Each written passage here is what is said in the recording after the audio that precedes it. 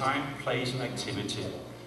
Thus, in an early 20th century lecture on discipline in schools, Payameta, one of the pioneers of modern education in Siam, defines order as not to be dislocated and not to be inexact about time.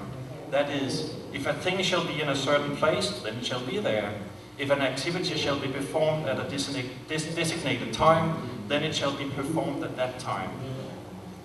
If we compare with the occasional body brought together as an army for seasonal campaigns in earlier times, then the gendarmerie station reflects a very different organization. Take, for example, a look at the treatise on war, Tamra Pichai Songkram, written sometime in the late 18th century. The treatise was written under an astrological paradigm in which the movement and the changes of the celestial bodies produced a direct effect on the army and its possibility for victory and defeat. The military strategy is linked intimately to an astrologer's observations. In the same manner, astrological considerations guide the composition of the army and its movement. The formation of the army was in accordance to the letters of the name of each soldier, which should correspond auspiciously with the name of the commander. Then, in order to be decisively victorious, together they should start marching at a particular time of a particular day to a particular gate of the enemy city. Time, space, and body are, so to speak, Latin with meanings that constantly shift in their mutual relationship to one another. The gendarme station reflects a very different organization of time, bodies, space, bodies, and things.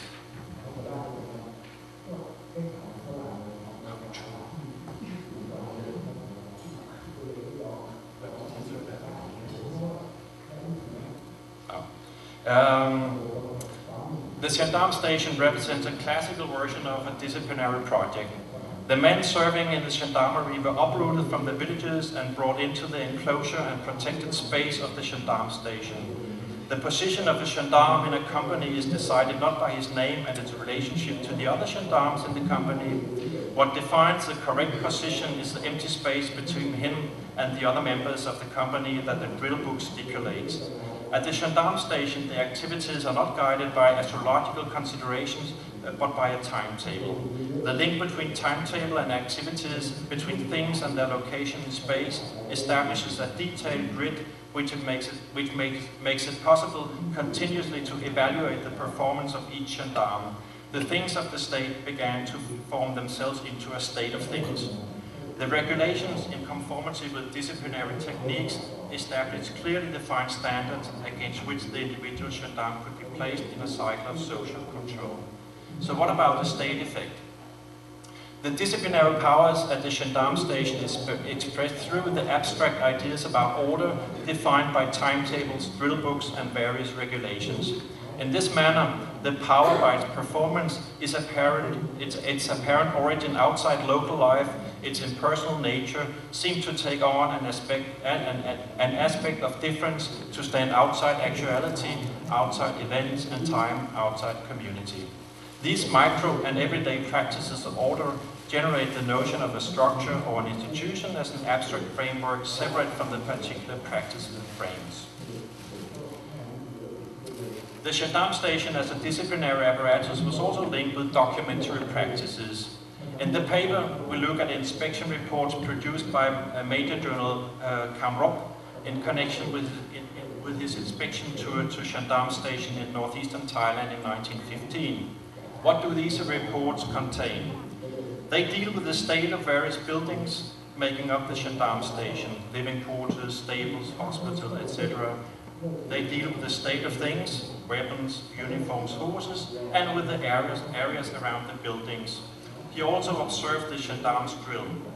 In the reports, Kamrup notes if the gendarmes carried out the drill according to the regulations or whether he had to intervene and correct. The inspection of the outer appearance of the station and the gendarmes he couples with the inspection of the state of the gendarmes' knowledge about their duties. The reports also reflect how the gendarme station was a documentary project. Just as important as the inspection of the buildings and activities, the inspector undertakes a detailed inspection of the numerous lists and documents produced and stored at the gendarme station.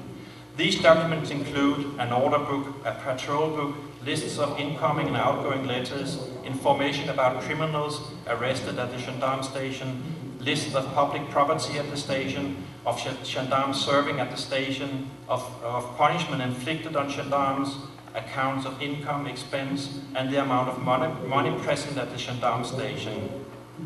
It's not enough that the things of the state are in a proper condition, but there should be a correspondence between lists and things. A reading of Kamrop's report shows the importance of writing in relation to the workings of the disciplinary apparatus of the gendarmerie in Siam. First of all, they reflect how the gendarmes and the gendarme stations are placed in a field of supervision writing. This field emerged partly from the inspector's report, which are passed up through the system to the department in Bangkok. With recourse to these inspection reports, it's possible to establish the individuality of each gendarme station, to compare it to the individuality of other gendarme stations, and to correct practices that do not meet the norm. Secondly, the books and lists that each gendarme station should work out serve to place the gendarme station in a field of surveillance that, in time, exceeded the physical presence of the inspector in the local setting. Earlier I mentioned how the gendarme station represented a sense of order in which people, things and activities were regulated by regulations, a timetable and spatial designs. In the same manner, the documentary practices at the gendarme station shall conform to clearly defined rules. The patrol book, for example, shall represent a mosaic of information gathered from civil authorities, the same authorities' signatures, and information about actions undertaken by the gendarmes. The list of beasts of burden at the station shall not only list the amount of animals, it shall also list details about each animal so that it is possible to connect each entry in the list with a specific animal. With reference to colonial Fiji, Nicholas Thomas notes how British rule was linked intimately with the very act of writing. The local native officials were encouraged to commit everything on paper, local events, birth and death, and pass on this written information up the hierarchy to the colonial administration.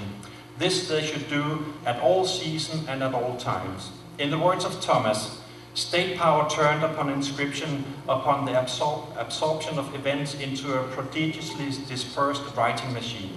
The emphasis upon the necessity of writing does not arise so much from any particular need for much of the information, but more for the overall effect. The pronouncements particularly aimed at creating a sense that the state transcended ordinary social conflicts and partial interests.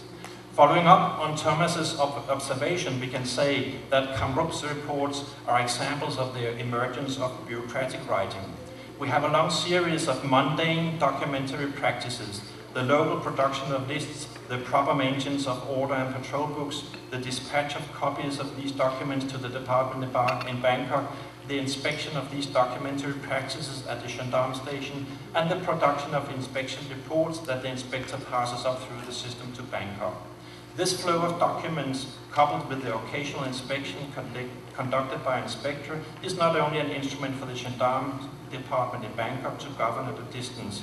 The very materiality of the flow of documents also create the effect of order, abstraction and totality, or a field of organization in which the state appears to exist separate from and above society. So, in the paper, it's some very preliminary findings on looking at the gendarmerie, not only dealing with police, but also looking at the internal institutional aspects and also the very materiality of paper in order to try to get some new insights on state formation in Siam. Thank you. Sorry for this. I think we're fine in terms of time because we got only 2 papers. But before taking Q&A, I think we should move to the next paper and then we wrap it up at the end of the presentations. So please welcome the next paper. It's a paper by Jo Kung Ni and Sittithep Sittipong. Jo Kung Ni is from Department of History in U.S. National University of Singapore, and also Sittithep is our faculty member at Chiang Mai University, but he's now doing his PhD at New York as well. So welcome both of them.